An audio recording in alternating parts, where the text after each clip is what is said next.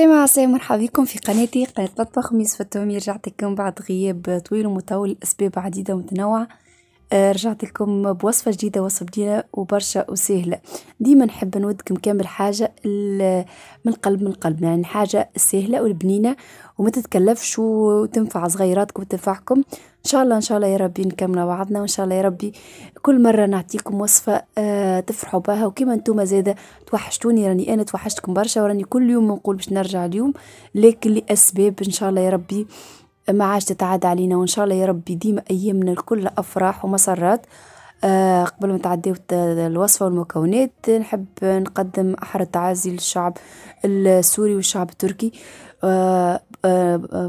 على الأزمة والكارثة الطبيعية الكبيرة اللي تعديو بها. إن شاء الله يا ربي يرحم موتانا وموتاهم موتى جميع المسلمين والمسلمات والمؤمنين والمؤمنات.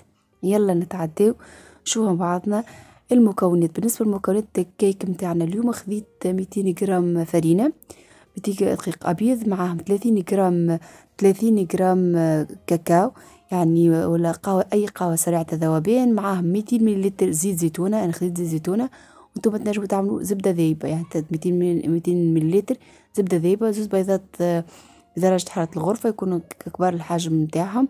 وعندي ياغورت طبيعي، علبة ياغورت طبيعي، و150 جرام سكر عادي، سكر عادي.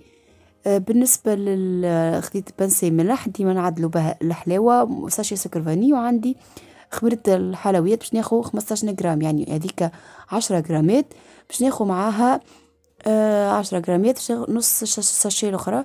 والزينة خديت عندي لوز مهروش، عندي لوز فيلي، ومعاهم زاد يلزم ما يكونش محمر. انا عندي محمر، انتم ماذا بيك ما تعملوش محمر خاطر باش يعاود يطيب. هذيك عندي طابع شوكولاته ربيتو باش تجيني كيف براونيز، ربيتو باك نتاع الخضره هذيك نقشر بها الخضره. وعندي بيبيت شوكولا بيضاء وكحله. ولكم بالنسبه للتزيين لكم اختيار، يعني تعمل زوزه، تعمل زبيب، تعمل اللي عندك، بفريوه اللي عندك تحب تستعمل. اول حاجه باش ناخذ البيضات باش نحطهم في بول تكون مشيحه وتكون واسعه شويه. وكيما تعرفوني ديما نفقس البيض في تكون صحفه تكون بعيده شويه، خاطر البيض ممكن يكون كيما تلاحظوا ينجم يكون يعني يكون مش صالح. خديت حطيت معاها البنسي ملح، وحطيت معاه ساشي سكر فاني و150 جرام سكر. وتوا جبت الباتور باش نخدمهم بالباهي لين يذوب السكر وتجانس المكونات والكل. باش تلاحظوا اللي الخليط كل ما نخدمه كل ما يبيض اكثر. راهو نجم نخدم بالفوي، لكن راهي الباتور ديما يعطينا نتيجة تكون انجح وتكون كيما نحبوا احنا، وتكون الكيك تكون خفيفة. هذاك خدمته الخليط الكل. مش نبدا توا نزيد السكر ذاب الخليط بياض باش تولي لي كيف الكريم كيما تلاحظوا. توا باش نبدا نزيد في الزيت بشويه بشويه ونخدم، يعني زيت بشويه بشويه. راني انا استعملت زيت زيتونه، نتوما لكم الاختيار، تحب تستعمل زبده ذايبه تكون بارده ذوبها وتبردها بالباهي، والا زيت نباتي، لكم الاختيار.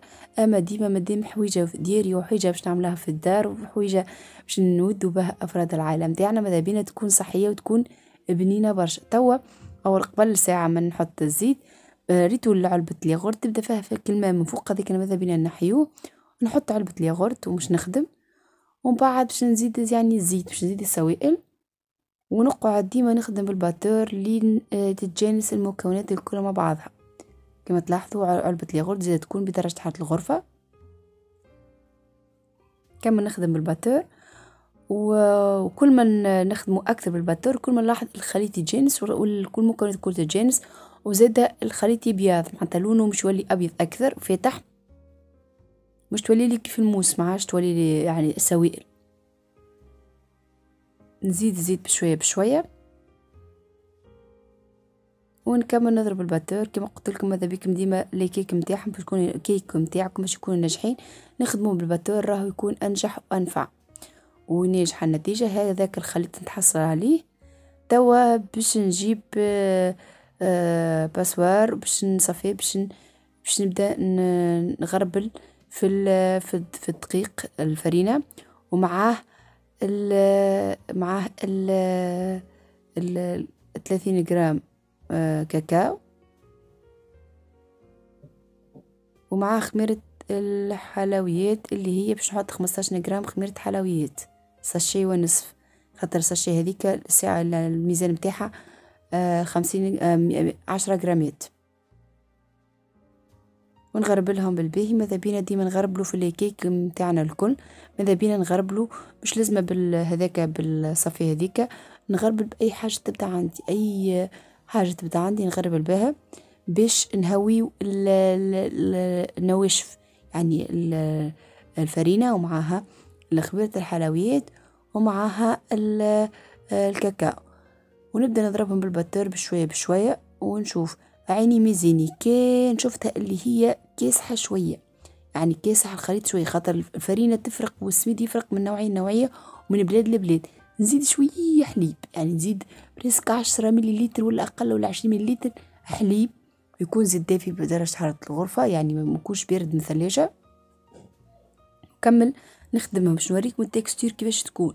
كمل نخدم بالباهي. شوفوا التكسير كيف نهبطها، تهبط لي يعني خيط، ما تهبط خيط بالملعقة ولا بالمكسور، باش بالباتور باش تهبط لي خيط. كما تلاحظوا ما تكونش سايله برشا، ما تكونش عاقده برشا. كي تكون سايله برشا راهي تجينا فارغه من بعد. برشا يقولوا علاش انا نعمل الكيك وهي انا نحطها وهي دو يعني تطيح لي، يعني نخرجها من الفور وهي تطيح، خاطر فارغه، خاطر ناقصه فرينه. لازم تكون التكستير كما وريتكم بالملعقه تكون عاقده شويه وما سايله ما توا خذيت القالب متاعي، عندي ورق الزبده بليته عديت تحت الشيشمه تبلوا وتنفضوا بالباهي، والا تنجم تحط زيت ولا زبده وتغلفوا بشويه فرينه، لكم الاختيار. توا باش نجيب الاكثر، مش نحط اكثر من نص الكميه، يعني اكثر من نص الكميه باش نحطه من اللوطه، يعني نحطه في القاع متاع القالب باش كما تلاحظوا باش نحطوه نستويه. ماذا بينا ديما نعملوا حويجه تكون يعني باهيه وناجحه ومشخشخه وتجينا بنينه برشا. حطيت البيبي دي شوكولا، باش نزيد معاها اللوز المهروش كما قلت لكم، تنجم تعمل زبيب، تنجم تعمل بوفريوه كاجو، لكم الاختيار. جلجلين اللي عندكم تنجم تستخدموا عليهم. زاده عندي هذاك الطابع شوكولاته كما قلت لكم ربيته، تنجم تربيه حتى بالسكينه عادي، تقصوا باش تجينا كيف البراونيز، تجينا البراونيز من داخل. وتوا الباقي باش نستويه من فوق، باش نغطي بيه هاك المكونات الكل اللي حطيتهم. وراهي بالزبيب تجيب لينا برشا، اما انا صغاري ما يحبوش الزبيب هذاك علاش ما حطيتش، ياكلوشو. نحاول نحط الكميه الكل ونستوي، نحطها قد معناتها نستويها الكل قد.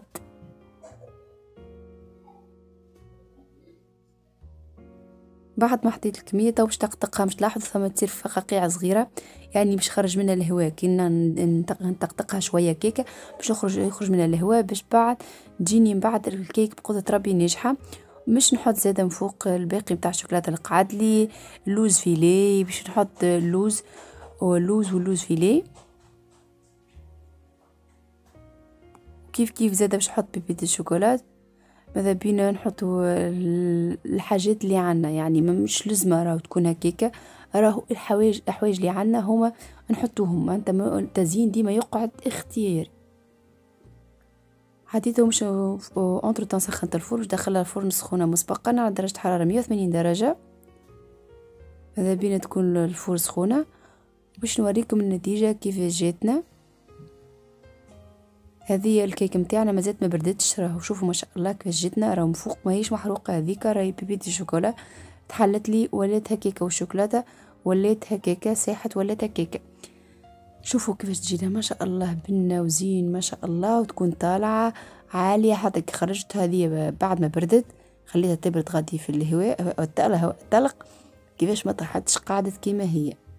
واذا تحب تجربها انت اللي هي طابت والا ما طابتش، تحاول داخل كان عندك كردون والا حاجه حتى في سكينه تخرج لك شيحه ما فيها حتى شيء، وقتها راي الكيك متاعنا طابت. لكن راي الكيك هذه فيها الشوكولاته من داخل، تنجم تخرج لك شويه شوكولاته، يعني الشوكولاته فيها راهي معناتها من بعد كيف تبرد مش تشد روحها الشوكولاته. بريسك خليتها على 180 درجه 7 دراج، يعني 35 دقيقه. هذه النتيجة متاعنا. إن شاء الله يا ربي، إن شاء الله يا ربي، إن شاء الله يا ربي نواصل معاكم، وإن شاء الله يا ربي تشجعوني بتعليقكم، وإن شاء الله يا ربي كل واحد يشاهد الفيديو يدعي لي دعوة خير ويرحم على الشهداء تركيا وشهداء سوريا، مساكن في وضعية خايبة برشا. ربي يحميهم وربي يحمينا وربي يحمي جميع المؤمنين والمؤمنات. إن شاء الله نهاركم زين، وإن شاء الله أيامكم كل أفراح ومسرات. في الأمان وباي باي. نهاركم زين، باي باي.